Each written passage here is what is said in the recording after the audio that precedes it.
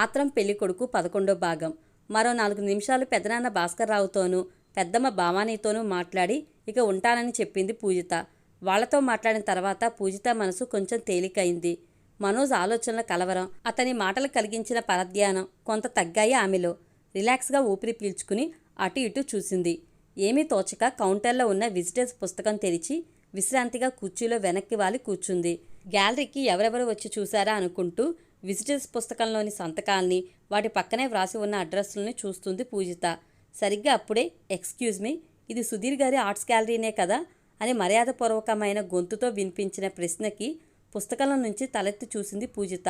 నుదుటిన కుంకుమ బొట్టు, శరీరాన్ని నిండుగా చుట్టి ఒద్దికగా పట్టుకుని నిలబెట్టినట్టు ఉన్న చందేరి కాటన్ చీర, చేతులకి నిండుగా మట్టి గాజులు. ఆ ఆహార్యాన్ని చూస్తూనే అవును, సుధీర్ గారి పెయింటింగ్స్ గ్యాలరీనే, ప్లీజ్ కమ్ అని ఆహ్వానించింది పూజిత. ఆ వచ్చినామె వస్త్రధారణ పెద్దవాళ్ళదిలా ఉన్నా ముఖం చూస్తే మాత్రం ఆమెది చిన్న వయసే అని స్పష్టంగా తెలుస్తుంది. ఆమె ముఖంలో ఏదో ప్లెజర్ కనిపిస్తుంటే రెప్పవాల్చగా ఆమె వంక చిత్రంగా చూసింది పూజిత. ఆమెతో ఏదో ఒకటి మాట్లాడాలన్నట్టుగా, మీకు పెయింటింగ్స్ అంటే ఇష్టమా, మీ పేరు అంటూ విజిటర్స్ బుక్ని ముందుకు జరిపి పెన్ను ఇచ్చింది. ఆమె చిన్నగా తలూపుతూ పుస్తకంలో నేమ్ అని ఉన్న కాలం దగ్గర తనుష అని వ్రాసింది. అక్షరాల వంక చూస్తూ చదివి, తనుష, నైస్ నేమ్ అంది పూజిత. చిన్నగా నవ్వి గ్యాలరీ లోపలికి నడిచింది తనుష. సుధీర్ వేసిన బొమ్మలు చూడాలని చాలా ఆతృతగా ఉంది ఆమెకి. రాయించలా గంభీరంగా లోపలికి వెళ్తున్న తనుష వెంట కీ ఇచ్చిన బొమ్మలా కదిలింది పూజిత. గోడకు ఆంచి ఉంచిన నిలువెత్తు పెయింటింగ్స్ని పరిశీలనగా చూస్తున్న తనుష పక్కకు వచ్చి నిల్చుందామె. పక్కకు వచ్చిన పూజితను చూసి, మీ పెయింటింగ్స్ ఉన్నాయా ఇక్కడ, మీ పేరు అని గౌరవం ఉట్టిపడేలా అడుగుతూ ముందుకు కదిలింది తనుష.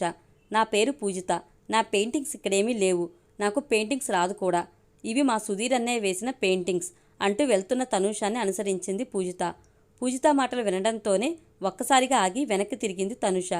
పూజిత వంక చూస్తూ, సుధీర్ అన్నయ్య, సుధీర్ గారు మీకు అన్నయ్య, ఆయనకి చెల్లెలున్నారా అని ఆశ్చర్యంగా అడిగింది. ఆమె వంక అంతకన్నా ఆశ్చర్యంగా చూసి, మీకు మా అన్నయ్య తెలుసా అని వెంటనే అంది పూజిత. కొంచెం తడబడుతూ, ఎప్పుడో చిన్నప్పుడు కలిసి చదువుకున్నాం అని అటు ఇటు చూస్తూ సందిగ్ధంగా చెప్పింది తనుష. నిజమా, మా అన్నయ్య ఇక్కడే ఉన్నాడు, పిలుస్తానుండండి అంటూ ముందుకు వెళ్ళబోయింది పూజిత. గబుక్కున పూజిత రెక్కని పట్టుకుని ఆపి, ప్లీజ్ వద్దు అంది తనుష. నొసలు ముడిచి ఏ అంటూ తనుష వంక ప్రశ్నార్థకంగా చూసింది పూజిత. ఎప్పుడో చిన్నప్పుడు తెలుసు, సుధీర్ ఇప్పుడు గుర్తుపడతాడో లేదో అందామె. కనుబొమ్మలెత్తి తనుష వంక చిత్రంగా చూసింది పూజిత. సరే రండి, చిన్నప్పుడెప్పుడో చూశానంటున్నారుగా, కనీసం మా అన్నయ్యనైనా మీకు చూపిస్తాను అంటూ తనుష చేయి పట్టుకుంది పూజిత. నువ్వు చూపించొద్దు, నేనే గుర్తుపడతాను అంది తనుష. తనుషని మళ్ళీ ఓసారి పైనుంచి కిందకి చూస్తూ, వయసేమో చిన్నదానిలా ఉంది, వేషధారణ చూస్తే పెద్ద వయసావిళ్ళలా వేసింది, సుధీర్ అన్నయ్య తెలుసు అంటుంది, సంథింగ్ ఈజ్ రాంగ్ అనుకుంది పూజిత. సరేనన్నట్టు తలూపి ముందుకు వెళ్దామని చేయి చూపించింది పూజిత. సుధీర్ వేసిన పెయింటింగ్స్ని చూస్తూ అడుగులు అడుగు వేస్తున్నట్టుగా నడుస్తున్నారిద్దరు. అన్నయ్య ఇంత బాగా బొమ్మలు వేస్తాడా అని ఆశ్చర్యపోతూ ఎప్పుడు చూడని ఆ చిత్రాల్ని వింతగా చూస్తుంది పూజిత. తనుష చూపుల్లో ఆశ్చర్యం కంటే ఎక్కువ పరిశీలన ఉంది. ఆ పెయింటింగ్స్లో ఉన్న అసలు భావాన్ని, అది గీసేటప్పుడు సుధీర్ ఎలాంటి మానసిక సంచలన స్థితితో గీశాడో అన్నట్టుగా వాటిలోని గీతని పరీక్షించి చూస్తుంది తనుష. ఆ పెయింటింగ్స్ని చూస్తూ అప్పుడప్పుడు తనుషని గమనిస్తుంది పూజిత. ఆమె ఒక్కో పెయింటింగ్ దగ్గర కొన్ని నిమిషాల సేపు ఆగి దానిలోని అణువణువుని అంతంతసేపు చూస్తుంటే పూజితకి అనుమానం ఇంకా పెరిగింది. సరిగ్గా అప్పుడే క్రాంతికి గ్యాలరీ మొత్తం చూపించి ఆమెతో మాట్లాడుతూ వెనక్కి వస్తున్నాడు సుధీర్. అతని గొంతు వింటూనే ఒక్కసారిగా తల తిప్పి సుధీర్ని చూసింది తనుష.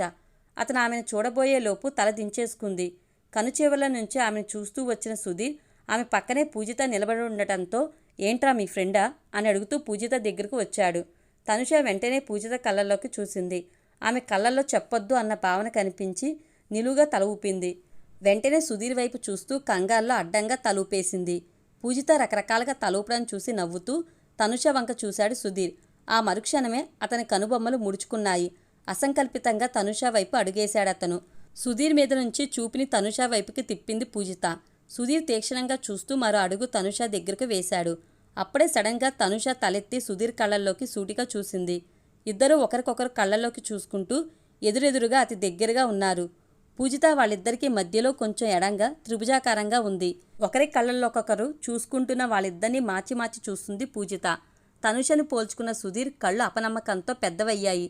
వెంటనే గుర్తుపట్టిన వాళ్ళ, నువ్వు తనుష కదూ అని సంభ్రమంగా అన్నాడు.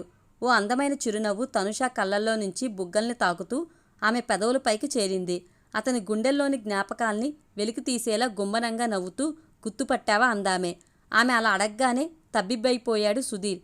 చేతిని క్రాఫ్ట్ మీదుగా మెడ మీదకు తీసుకెళ్లి తల పైకెత్తి సీలింగ్ వంక చూసి మళ్ళీ ఆమె వంక చూస్తూ, హే, రియల్లీ నువ్వు తనుషవేనా? నిజంగా తనుషవేనా? అసలు నమ్మలేకపోతున్నాను. ఓ గాడ్, ఎలా ఉన్నావు? ఏమైపోయావు? అని పట్టలేని ఆనందంతో గబగబా అడిగాడతను. బావున్నాను అన్నట్టు కళ్ళు మూసి మౌనంగా తల ఊపింది తనుష. వెంటనే సుధీర్ ఏదో సందేహం వచ్చిన వాళ్ల చూపుల్ని గబుక్కున తనుష పాదాల వైపుకు పోనిచ్చాడు. సుధీర్నే గమనించి చూస్తున్న పూజిత కూడా తనుష కాళ్ల వైపు చూసింది. తనుష కాళ్లవేళ్ళని కొంచెం కూడా కనబడనీయకుండా ఉన్న కాటన్ చీర కుచ్చుళ్ళు పెద్ద రాతి ప్రహరీ గోడలా కనిపించాయి వాళ్ల కళ్ళకి. తనుషకి పెళ్ళైందో లేదో తెలుసుకోవడానికే సుధీర్ తనుష కాళ్ల వైపు చూశాడని గ్రహించింది పూజిత. ఎక్కి తొక్కుతున్న సంతోషాన్ని గుండెల్లో నిండుగా నింపుకుని, రా తనుష, నా ఆర్ట్స్ గురించి ఎక్స్ప్లెయిన్ చేస్తాను అన్నాడు సుధీర్. వద్దు, నా కళ్ళు చూసిన వాటిని నా మనసు ఎనలైజ్ చేసుకుంటుంది అని స్థిరంగా చెప్పింది తనుష. ఆ సమాధానానికి నివ్వెరపోయింది పూజిత. ఇట్స్ ఓకే, నువ్వే చూడు అంటూ పెయింటింగ్స్ వైపు చూపించాడు సుధీర్. ఓకే సుధీర్ అని చెప్పి పెయింటింగ్స్ వేలాడదీసిన గోడ వైపు ముఖం తిప్పింది తనుష. వాళ్ళ ముగ్గురి మధ్య జరుగుతున్న సంభాషణకి కొంచెం అంతరాయం వచ్చినట్టుగా తోచి, తనకిదే అవకాశం అన్నట్టుగా, పూజిత, మన ఇంటికి వెళ్దామా అంది క్రాంతి. సుధీర్ తనుషుల మధ్య ఏదో ఉందని అనిపిస్తుంది పూజితకి. అదేంటో తెలుసుకోకుండా అక్కడి నుంచి ఇంటికి వెళ్ళబుద్ధి కాలేదు ఆమెకి. అందుకే, ఇంటికెళ్ళి ఏం చేస్తాం, బోర్, ఇంకాసేపు ఇక్కడే ఉందా అంది. అసలు గ్యాలరీకి రాను రాను అన్న పూజిత ఇప్పుడు గ్యాలరీ నుంచి ఇంటికి రాను అంటుంటే వింతగా చూసింది క్రాంతి. పెయింటింగ్ చూసి వస్తుందేమో అనుకుంటూ, సర్లే త్వరగా చూసిరా అని చెప్పి ఎంట్రన్స్ వైపు నడిచిందామె. తనుష ఒక్కో అడుగు వేస్తూ చిత్రాలను చూసుకుంటూ ముందుకెళ్తుంది. సుధీర్ వస్తున్న విజిటర్స్ని చూసి వాళ్ళకి ఎదురు వెళ్ళాడు. తనుష నుంచి ఇంకేదో తెలుసుకోవాలన్నట్టు ఆమె వెనక కదిలింది పూజిత. మరో గంటకి అన్ని పెయింటింగ్స్ చూడటం పూర్తి చేసి విసురుగా కౌంటర్ దగ్గరికి వచ్చింది తనుష. ఆమెకి పెళ్లి కాలేదన్న రహస్యాన్ని తానుగా కనిపెట్టి తెలుసుకున్న గర్వాతిశయంతో విజేతలా తనుష వెనకే వచ్చింది పూజిత. ఆమె కోసం అప్పటి వరకు అక్కడే ఎదురు చూస్తూ కూర్చున్న క్రాంతి కుర్చీలోంచి లేచి నిల్చుంది. వడివడిగా వెళ్ళిపోబోతున్న తనుషని తను అని పిలిచాడు సుధీర్. ఆగి చూసిందామె. నా మీద నీ ఫీలింగ్, అదే నా పెయింటింగ్స్ మీద నీ ఫీలింగ్ అంటూ టేబుల్ మీద ఉన్న పుస్తకాన్ని ఆమె వైపుకు జరిపాడు. సీరియస్గా సుధీర్ వంక చూసి పుస్తకాన్ని లాక్కున్నట్టుగా తీసుకుందామే. పిచ్చి గీతలేవో గెలుకుతున్నట్టు ఆమె పెన్ను అతి వేగంగా కదిలింది. ఇందాకడ సుధీర్ కనబడగానే ఆమె ముఖంలో కనిపించిన ప్రసన్నత ఇప్పుడు ఏ కోసానా లేదు ఆమెలో. వ్రాయడం అవగానే పుస్తకాన్ని మూసి అతని ముఖాన్ని విసిరికొట్టినట్టుగా టేబుల్ మీదకి టప్పుని గిరాటేసి చకచకా వెళ్ళిపోయింది తనుష. ఆత్రంగా ఆ పుస్తకాన్ని అందుకుని తెరిచి చూశాడు సుధీర్. అందులోని తనుష వ్రాసిన అక్షరాలు ఎక్కడ పారిపోతాయా అన్నట్టు వాటిని గబగబా చదివాడు అతను. పదం పదం చదివే కొద్దీ అతని ముఖం కొంచెం కొంచెంగా నల్లబడ్డం తెలిసింది పూజితకి. ఆసక్తితో సుధీర్ భుజం పక్క నుండి పుస్తకంలోకి తొంగి చూసింది పూజిత. అక్కడ గుండ్రని అక్షరాల్లో రంగుల్ని కలగా పులగంగా కలిపి కాగితాల తెలుపుని కనబడకుండా చేసే కుంచెలు. తెల్ల మనసులకి రంగులు పులిమి కళ్ళలో రేపుతాయా అని వ్రాసి ఉంది. ఆ అక్షరాలు చదవగానే బుర్ర గిర్రును తిరిగింది పూజితకి. ఆ వాక్యంలోని అర్థం అస్సలు అర్థం కాక మళ్ళీ మళ్ళీ చదివిందామే. సుధీర్ కళ్ళు తనుష ఫోన్ నెంబర్, అడ్రస్ కోసం ఆ కాలమ్స్ వంక చూశాయి. కానీ ఆ 2 కాలమ్స్ తెల్లముఖం వేసుకుని సుధీర్ వంక చూశాయి. తనుష ఫోన్ నెంబర్ కూడా ఇవ్వకుండా వెళ్ళిపోయేసరికి ఆ పుస్తకంలోని కాలమ్స్ లాగానే సుధీర్ ముఖం కూడా తెల్లబడింది. నిర్భావంగా నిలబడిన సుధీర్ని కుదుపుతూ, అన్నయ్య, తనుష నీకు ఫ్రెండా అని కుతూహలంగా అడిగింది పూజిత. ఫ్రెండ్ అని చెప్తే ఆమె ఎందుకలా నీ మీద సీరియస్ అయ్యిందని పూజిత అడుగుతుందేమో అనిపించింది సుధీర్కి. వెంటనే, ఫ్రెండా గాడిది గుడ్డ, జస్ట్ క్లాస్మేట్ అంతే అంటూ తనుష తనతో ప్రవర్తించిన తీరికి ఈ జవాబే కరెక్ట్ అనుకున్నాడు. క్లాస్మేటేనా అని నిరాశగా అంది పూజిత. ఈలోపు క్రాంతి, మనం ఇంటికి వెళ్దామే, అవతల వంట చేయాలంటూ పూజిత దగ్గరికి వచ్చింది. తనుష సుధీర్ విషయం పూర్తిగా తెలుసుకునే వరకు అక్కడి నుంచి వెళ్లాలని లేదు పూజితకి. కానీ తెలుసుకునే మార్గం లేక అయిష్టంగా తల ఊపింది పూజిత. ఇద్దరూ సుధీర్కి చెప్పి తుమ్మలపల్లి కళాక్షేత్రంలోంచి బయటకొచ్చారు. మనోజ్ని హాస్పిటల్ నుంచి ఇంటికి తీసుకొచ్చేశారు. అతను చూడ్డానికి ఇంటికి ఎవరో ఒకరు వస్తూ ఉండడంతో వాళ్ళ కోసం వంట చేయించడంలో మునిగిపోయింది అశ్విని. మనోజ్ అన్నయ్య శంకర్ ఆఫీస్కి వెళ్ళిపోయాడు. బామ కర్పూర కళాదేవి ఏవో పారాయణాలు చదువుకుంటుంది. మొన్నటి వరకు ఇంట్లో సందడిగా తిరిగాడే మనోజ్ మిత్రులు గాని బంధువులు గాని ఎవరూ లేరు ఇప్పుడు. మధ్య మధ్యలో సెల్ ఫోనో ల్యాండ్లైనో మోగుతుంటే అశ్విని వాటికి బదులిస్తుంది. వచ్చే ఫోన్లు వేరువేరు చోట్ల నుంచి అయినా ఆమె సమాధానం మాత్రం ఒకటే, అవునండి, ఆగిపోయింది. మా మరిదికి ఒంట్లో బాగోలేదు. ఫుడ్ పాయిజనింగ్ అన్నారు. పెళ్ళిదేముంది, ఈరోజు కాకపోతే రేపు చేసుకోవచ్చు, ఆరోగ్యం ముఖ్యం కదండి అని చెప్పిందే చెప్పి నోటికి అలవాటైపోయి అరిగిపోయిన గ్రామ్ఫోన్ రికార్డులా వాళ్ళు అడిగినా అడగకపోయినా చెప్పేస్తుంది అశ్విని. విన్నదే వింటూ విన్నప్పుడల్లా ఓ నిట్టూర్పు విడుస్తూ ఇంకో అరిగిపోయిన రికార్డులా తయారైంది మనోజ్ పరిస్థితి. ఇంట్లో ఒక్కడే ఉండి ఏమీ తోచక కాలు కాలిన పిల్లిలా అటు ఇటు తిరుగుతున్నాడు. సెలవు క్యాన్సిల్ చేసుకుని ఆఫీస్కి వెళ్ళిపోతానన్నాడతను. కానీ వాళ్ళ బామ్మ అస్సలు ఊరుకోలేదు. 4 రోజులు రెస్ట్ తీసుకోవాల్సిందని పట్టుపట్టింది. శంకర్ ఆఫీస్కి, షణ్ముఖ్ స్కూల్కి వెళ్లడంతో మరీ బోర్ అనిపించి నిదానంగా మేడ మీద గదికి వెళ్ళాడు మనోజ్. ఆ గదిలోకి అడుగు పెట్టగానే ఇదే గదిలో పూజితని ముద్దు పెట్టుకున్న సంఘటన కళ్ల ముందు మెదిలింది మనోజ్కి.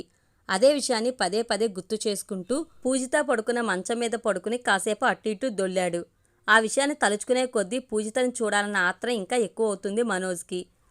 ఈ సుధీర్ గాడన్న ఇక్కడ ఉంటాడనుకుంటే క్రాంతి వాళ్ళు వచ్చేశారని వాళ్ళింటికి వెళ్ళిపోయింది. పూజిత ఒక్కటే ఉంటుందని చెప్పి సుధీర్ వెళ్ళిపోయాడు. పోనీ సుధీర్తో పూజితని తీసుకుని ఇక్కడికి రమ్మందాము అంటే నిన్న హాస్పిటల్లో అనవసరంగా ఐ లవ్ యూ చెప్పేశాను. తను నన్ను చూడడానికి పాజిటివ్ ఫీలింగ్తోనే వచ్చినా నేనే దాన్ని నెగిటివ్ చేసేసుకున్నాను. ఇప్పుడు నన్ను చూడ్డానికి గాని మా ఇంటికి గాని అస్సలు రాదు అనుకుంటూ చిరాగ్గా నిట్టూర్చాడు మనోజ్. సరిగ్గా అప్పుడే హాయ్ మనోజ్ అంటూ ఆ గదిలోకి వచ్చింది అత్రిజ. వెనక్కి తిరిగి ఆమెను చూసి కర్మరా బాబు అని మనసులో అనుకుని పైకి మాత్రం హాయ్ అని నీరసాన్ని నటిస్తూ అన్నాడు మనోజ్. అతనికి దగ్గరగా వచ్చి ముఖంలో ముఖం పెట్టి పరిశీలనగా చూస్తూ ఇప్పుడు బాగానే ఉంది కదా అందామె. మౌనంగా తలూపాడు మనోజ్. ఫుడ్ పాయిజనింగ్ గట కదా, ఏ గడ్డి తిన్నావు? అనవసరంగా కక్కుర్తి పడ్డావు. లేకపోతే ఈ పాటికి మన పెళ్ళే శోభనం కూడా అయిపోయి ఉండేది అని మనోజ్ పక్కన కూర్చుంటూ గడుసుగా అందామె. అత్రిజ మాటలకి ఉలిక్కిపడ్డాడు మనోజ్. పూజిత మీద ఇష్టం పెరుగుతున్నప్పటి నుంచి అతనికి అత్రిజ మీద అయిష్టము పెరుగుతుంది. ఇప్పుడు అత్రిజ చనువు చూసి అంతర్మదనంలో పడ్డాడు మనోజ్. ఆమె నచ్చకపోతే నచ్చలేదన్న విషయం పెళ్లి చూపులప్పుడే చెప్పాలి. పెళ్లి వరకు వచ్చి ఇప్పుడు ఈ అమ్మాయి నచ్చలేదు, ఇంకో అమ్మాయి నచ్చింది అంటే అది ముమ్మాటికి తన తప్పే అనుకున్నాడు. అందుకే ఆమె ఏమంటున్నా ఎదురు ఏమీ మాట్లాడలేకపోయాడు. ఏం మాట్లాడవేంటి మనోజ్, నువ్వు చాలా సరదాగా ఉంటావని నేను నిన్ను ఇష్టపడ్డాను తెలుసా అంది అత్రిజ. మొహమాటానికి మొహం మీదకి వచ్చిరాని నవ్వును తెచ్చుకుంటూ నా మీద నీకు అలాంటి ఒపీనియన్ ఉందా అన్నాడు మనోజ్. అవును రా కిందకి వెళ్దాం, నీకోసం ఏం తెచ్చానో చూపిస్తాను అని చిరునవ్వుతో మనోజ్ చేయి పట్టుకుని లాగింది అత్రిజ. అవుననలేక కాదనలేక ఆమె వెంట మెట్లు దిగాడు మనోజ్. కింద హాల్లోని సోఫాలో ఏవో గిఫ్ట్ ప్యాక్ చేసిన బాక్సులు, స్వీట్స్ ఉన్నాయి. వాటి వంక వింతగా చూస్తూ ఎందుకు ఇవన్నీ అని అడిగాడు మనోజ్. ఆడపెళ్లి వాళ్ళమయ్యా, మీకు ఎంత పెడుతూ ఉంటే మాకు అంత గౌరవం కదా అని నవ్వుతూ అంది అత్రిజ. పెట్టమని ఎవరు అడిగారు అని కొంచెం సీరియస్గా అడిగాడు. అడిగిన తర్వాత పెడితే మా గౌరవం ఏముంటుంది, మీరు అడగకుండా ఇస్తేనే కదా మాకు గొప్ప అని గర్వంగా కళ్ళెగరేసింది అత్రిజ. ఆమె మాటలకి చిన్నబోయింది మనోజ్ ముఖం.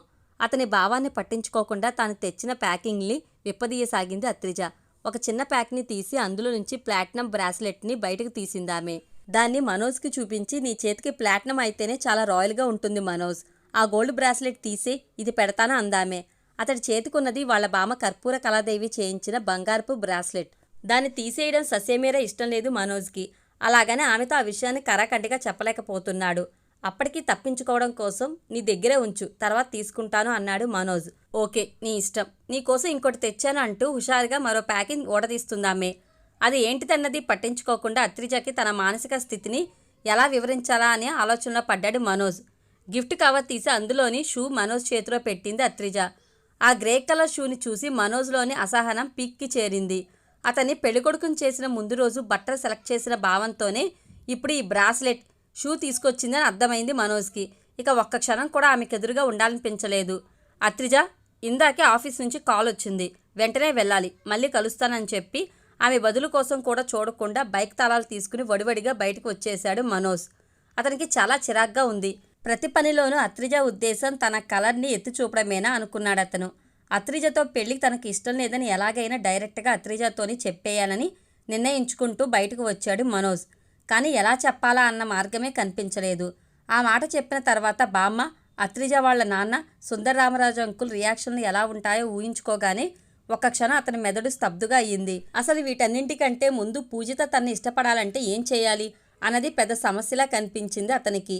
ఆలోచనలు రేకెత్తిస్తున్న చిరాకుతో బైక్ని ఏ రూట్లో పోనివ్వాలో ఆలోచించుకోకుండా పిచ్చి పట్టిన వాళ్ళ కనిపించిన మలుపుల్లో కల్లా బైక్ని పోనిస్తూ అడ్డదిడ్డ దారుల్లోకి వెళ్ళిపోతున్నాడు మనోజ్. అలా వెళ్తూ ఎటో చూస్తున్న మనోజ్ కళ్ళు ఉన్నట్టుండి రెప్పవేయడం మరిచాయి. అతని కాలు అప్రయత్నంగా బ్రేక్ మీద పడింది. మెయిన్ రోడ్డుకి అవతల సుధీర్, పూజితలు నిఫ్టీ ఇన్స్టిట్యూట్ నుండి బయటకు వస్తున్నారు. పూజితను చూసి అక్కడ ఆగిపోయాడు మనోజ్. ఆమె సుధీర్ వెంట వెళ్ళిపోతుంటే అలా చూస్తుండిపోయాడు.